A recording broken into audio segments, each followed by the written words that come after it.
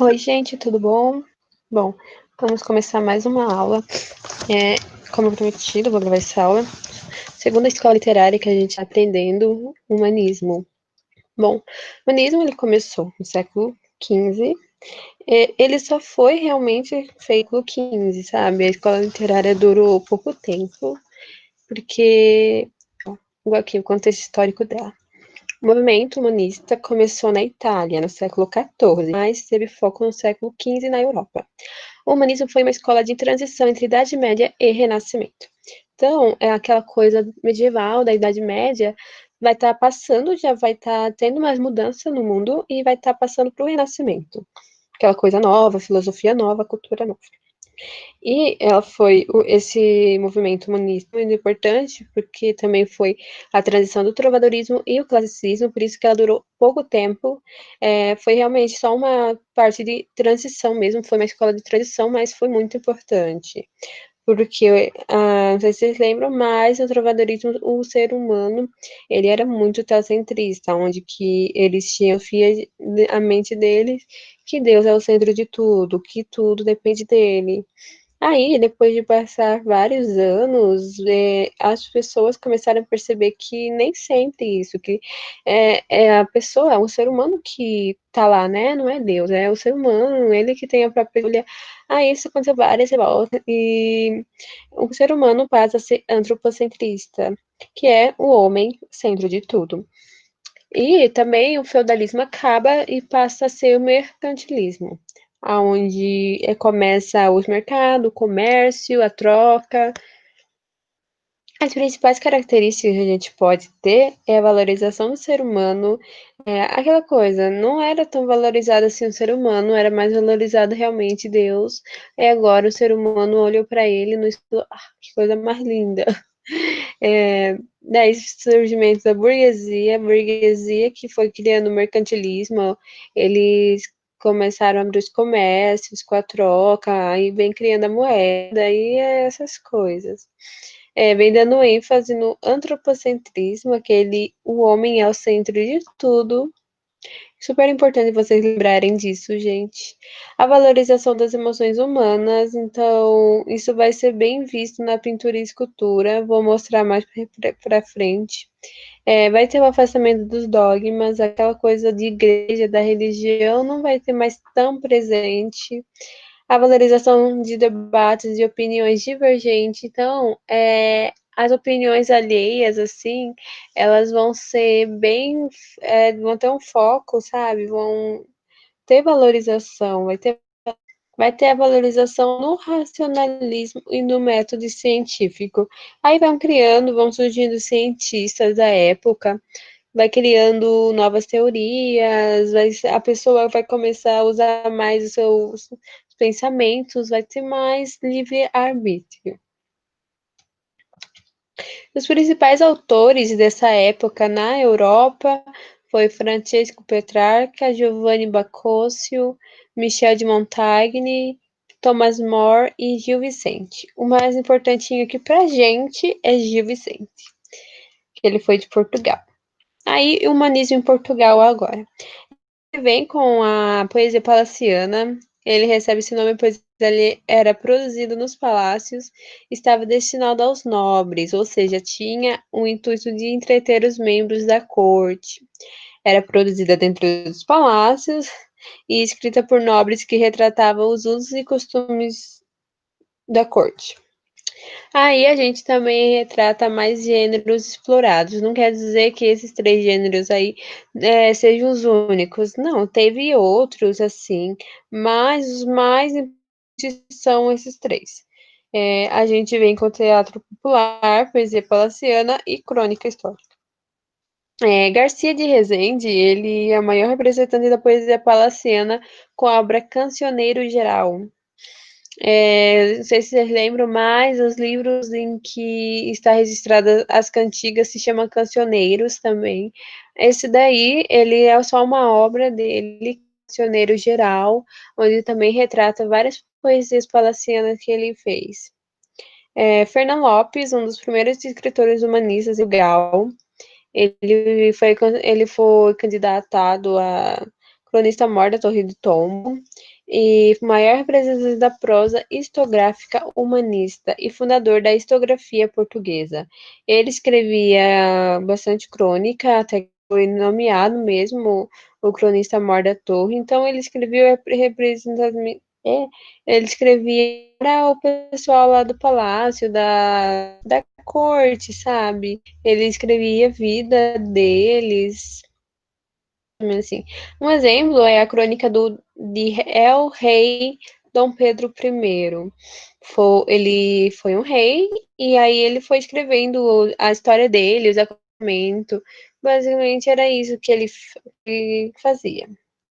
E aí vemos com Gil Vicente, nosso queridinho, considerado pai do teatro português.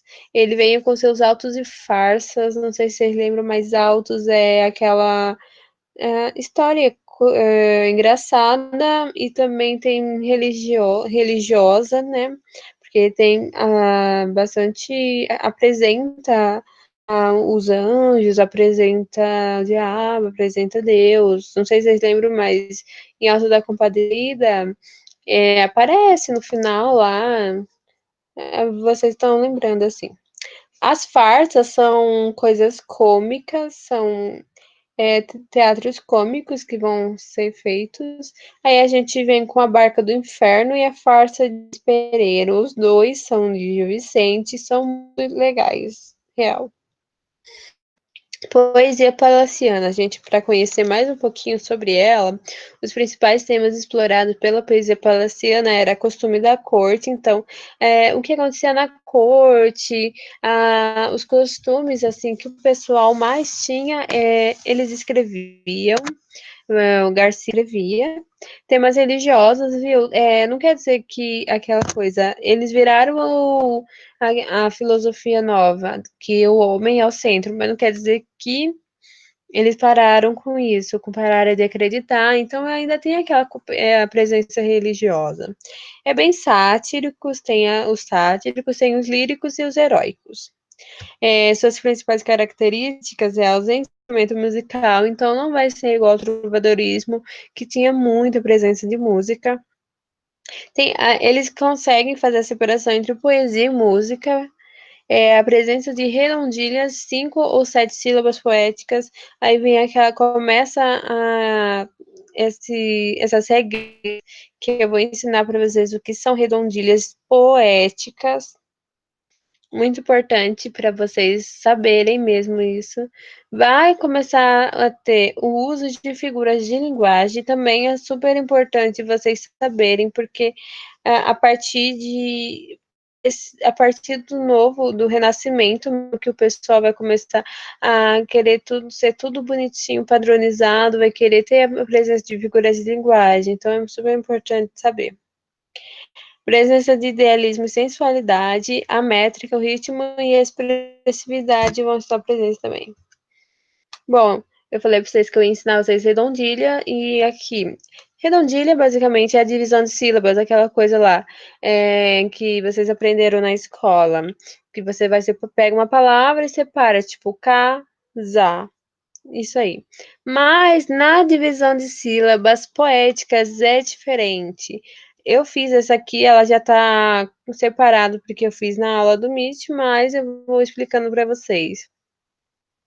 Bom, eu peguei um poeminha aqui que eu sou fãzaça, do Gonçalves Dias, Canção do Exílio. Aqui. A primeira regra que a gente deve ter na mente é: a contagem termina na sílaba mais forte da última palavra. Então, ó, minha terra tem palmeiras. Quando você separa, você conta, tem 8 sílabas na gramática normal.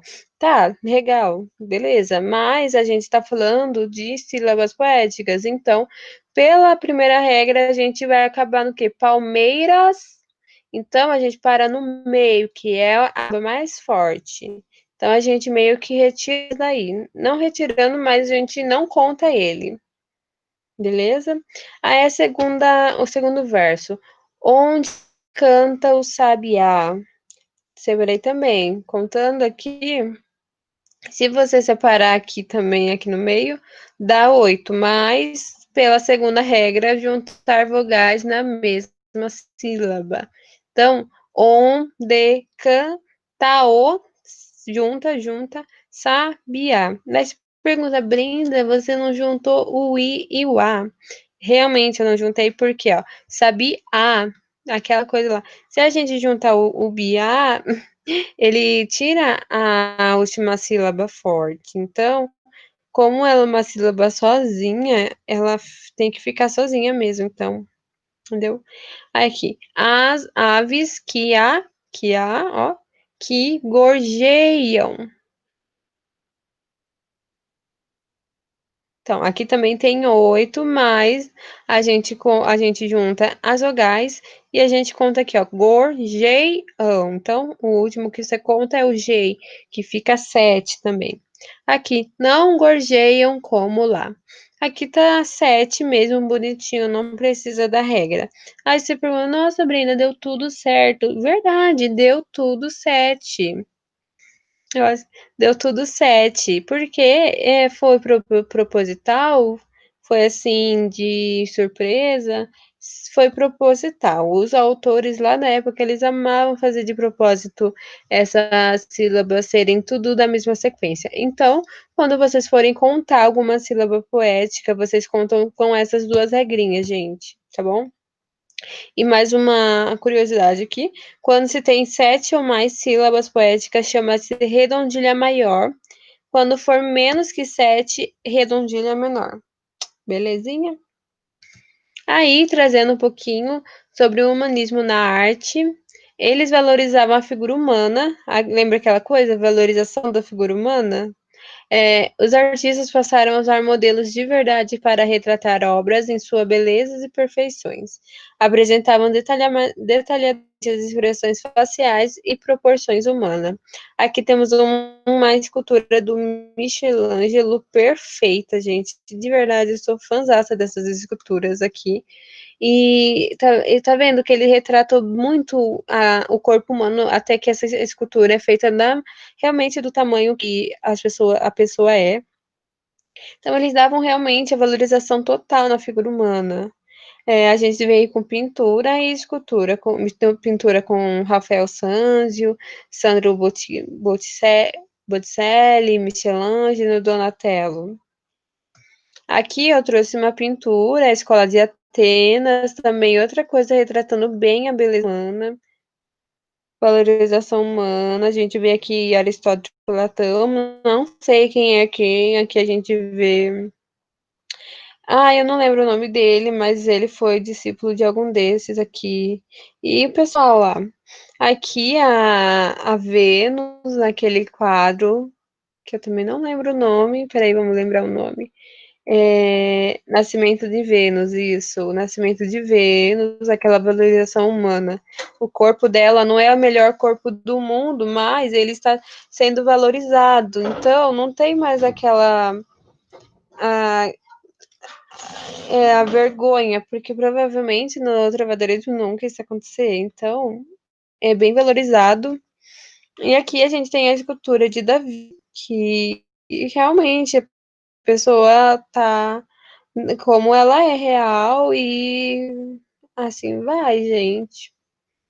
Bom, obrigada, por vocês assistirem essa aula. Ela é uma aula bem curta, o humanismo não é difícil, mas você tem que ter na mente, a filosofia deles é que o ser humano é o centro de tudo. Isso vai continuar no classicismo, se eu não me engano, também vai continuar essa filosofia, mas mais moldada, sabe? Então, a gente vai essas aulas são curtas assim mesmo. Eu fiz um formularinho para vocês, gente. Então vão lá e respondam sobre duas perguntas sobre trovadorismo e duas sobre o humanismo. Vão lá, que é só sucesso. Então, muito obrigada.